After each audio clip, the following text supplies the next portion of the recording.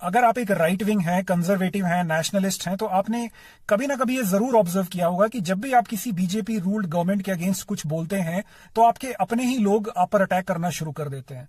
आपको कहा जाता है कि आप जयचंद हो, आपको लिबरल बनने का कीड़ा काट रहा है, या बड़ी न्यूट्रलिटी सूझ रही है, या फिर आपको जो है नैतिकता का बड़ा जो है आपके अंदर कीड़ा काट रहा है।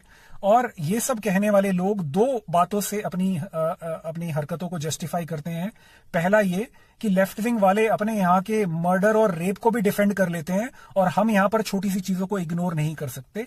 दूसरा पॉइंट ये कहा जाता है कि ये जो है धर्म युद्ध है, ये सिविलाइजेशन की लड़ाई है, इसमें नैतिकता अनैतिकता कुछ नहीं होती।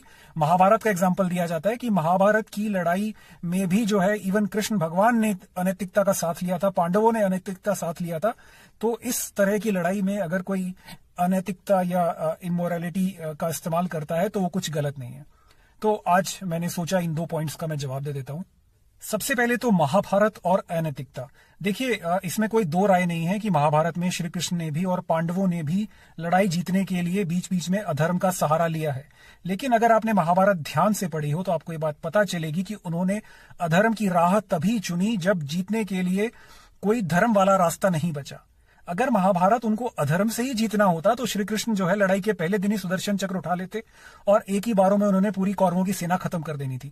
लेकिन उन्होंने ऐसा नहीं किया। लड़ाई जो है वो सिर्फ धर्म की थी, इसलिए धर्म से ही लड़ी गई। लेकिन जब कोई धर्म से जीतने वाला रास्ता नहीं बचा तभी जाकर उन्होंने अधर्म का सहारा लिया।